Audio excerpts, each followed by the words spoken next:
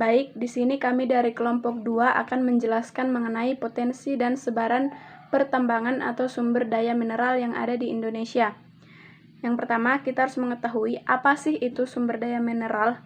Jadi, untuk pengertian yang pertama, dia itu merupakan sumber daya mineral yang berasal dari dalam perut bumi. Jadi, dia ini disebut juga dengan sebagai sumber daya mineral bahan galian. Untuk pengertian yang kedua, dia itu merupakan sumber daya mineral yang tidak dapat diperbaharui. Apa itu yang tidak dapat diperbaharui? Yang tidak dapat diperbaharui artinya dia itu jika kita pakai secara terus-menerus, dia akan habis dan pengelolaan yang salah akan mempersingkat umur daripada sumber daya mineral tersebut. Indonesia sendiri sangat kaya akan sumber daya mineralnya. Contohnya saja, Indonesia itu berada di posisi kedua sebagai produsen penghasil timah terbesar, yaitu dia menghasilkan sekitar 20%.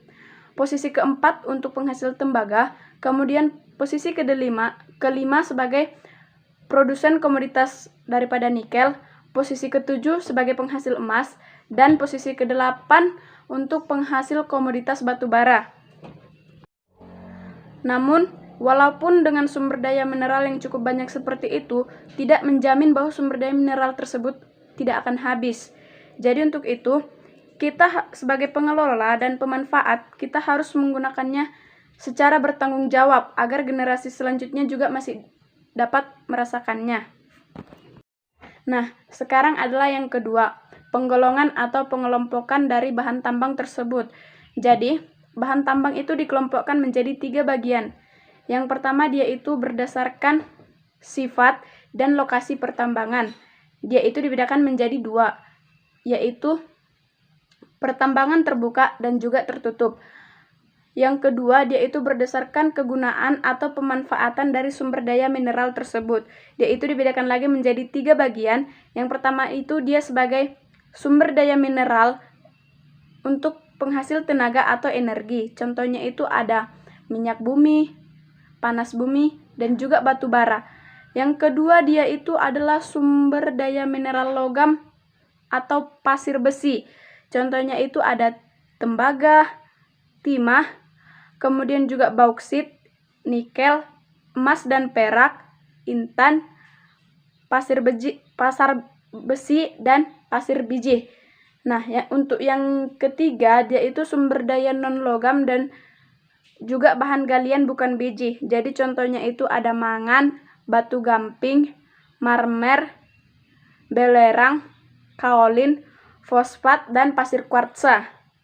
Nah, untuk yang ketiga, dia itu adalah penggolongan berdasarkan bahan dasarnya. Untuk ini dibedakan juga menjadi 3 bagian. Yang pertama, dia untuk golongan A atau yang disebut juga dengan golongan strategis.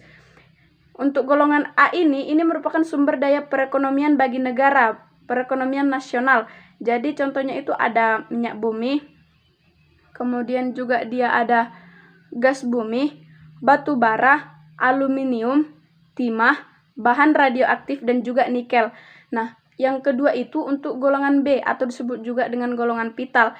Untuk golongan ini dikuasai oleh negara, dipimpin oleh negara. Namun di sini dia telah mengikut sertakan rakyat. Jadi tujuan daripada penggolongan untuk golongan B ini, dia ini untuk memberi hajat hidup orang banyak. Jadi contohnya itu ada emas, perak, besi, mangan, intan, seng, belerang, dan juga tembaga. Nah, yang terakhir adalah untuk golongan C. Jadi untuk golongan C ini tidak termasuk kepada strategis dan juga tidak vital. Ini biasanya digunakan untuk sebagai bahan industri. Kalau untuk yang satu ini, dia itu biasanya dikuasai oleh pemerintah daerah tempat daripada pertambangan tersebut. Jadi contohnya itu ada batu, kemudian juga dia granit, kemudian kapur, tanah liat, dan juga pasir kuartsa. Baik, demikian dari saya yang untuk sebaran dan daerah penghasil. Baik, demikian dari saya untuk persebarannya dan juga pemanfaatannya akan dijelaskan oleh teman-teman saya. Sekian dan terima kasih. Perkenalkan, nama saya Wiza Sari Tulip. Saya dari kelas 11 MIPA 7. Di sini saya akan menjelaskan kelanjutannya, yaitu barang tambang golongan A. Barang tambang golongan A terdiri dari 5 bagian, yaitu minyak bumi, gas bumi, batu bara, nikel, dan timah. Yang pertama saya akan menjelaskan tentang minyak bumi. Minyak dan gas bumi merupakan anugerah Tuhan yang bercampuran dengan unsur karbon dan hidrogen yang disebut dengan hidrokarbon yang mudah terbakar. Minyak bumi beredar di pasaran merupakan minyak bumi yang sudah diolah secara teliti sehingga memiliki warna yang jernih. Minyak bumi termasuk sumber daya alam yang tidak bisa diperbaharui. Oleh karena itu, kita harus menghemat penggunaannya supaya bisa digunakan oleh generasi selanjutnya. Minyak bumi di Indonesia terbesar di pulau, yaitu di Sumatera, Kalimantan, Jawa, Papua, dan Sulawesi, Nusa Tenggara. Selain sebagai bahan bakar, minyak bumi juga bisa digunakan karena menghasilkan hidrokarbon yang dapat digunakan untuk membantu bahan campuran industri seperti industri deterjen, kecantikan, industri plastik, pewarna pakaian, dan industri lilin. Baik, selanjutnya adalah gas bumi. Gas bumi dapat ditemukan di ladang atau di tambang minyak, tambang gas, atau tambang gas bumi. Berdasarkan lokasi penambangan, gas bumi dibedakan atas offshore dan onshore. Offshore adalah lokasi penambangan gas di lepas pantai. Pengoboran lepas lantai terdapat di wilayah PD atau Negara Aceh Darussalam. Lepas pantai utara Jawa Barat, Jawa Tengah, lepas pantai Riau, pantai timur Sumatera, dan Balikpapan. Onshore adalah lokasi penambangan gas yang berada di darat. Gas ini dapat dimanfaatkan untuk sumber energi yang digunakan untuk memasak. Cadangan gas bumi di Indonesia terdapat 6 besar produsen gas dunia. Cadangan minyak terdapat di Arun atau Negara Aceh, di Riau, Musi, Sumatera Selatan, Bolongan, Jawa Barat, Balikpapan, Bontang, Kalimantan Timur, Teluk Bintuni, Papua Barat, dan Natuna, Kepulauan Riau. Baiklah, yang ketiga adalah batu bara. Batu bara termasuk bahan bakar fosil yang batu bara ini terdiri atas unsur karbon yang mudah terbakar. Proses pembentukan atau mulai dari awal pembentukan yang menghasilkan gambut atau lignit dan pada akhirnya terbentuk anstrit. Batu bara merupakan bahan bakar yang lebih murah dibandingkan minyak bumi dan gas bumi. Kualitas batu bara tidak terpengaruh oleh cuaca. Batu bara banyak digunakan oleh sektor industri, rumah tangga. Potensi batu bara di Indonesia sangat melimpah, terutama di Pulau Kalimantan dan Pulau Sumatera. Sedangkan di daerah lainnya, batu bara dijumpai dalam jumlah yang kecil, seperti di Papua, Sulawesi. Yang keempat adalah nikel. Nikel digunakan sebagai bahan-bahan paduan logam yang banyak digunakan pada berbagai industri logam. Pusat pengolahan biji nikel di Pulau Pemulas, Sulawesi Tenggara adalah PT Aneka Tambang dan PT Inco atau International Nickel Indonesia. Di Soroko, Sulawesi Selatan, cadangan nikel di Soroko sebesar 94 juta ton. Selain itu, terdapat di Pulau G atau Pulau Pakal, Pulau Obu di Maluku. Terakhir adalah timah putih. Timah adalah logam yang berwarna putih dengan kekerasan yang rendah.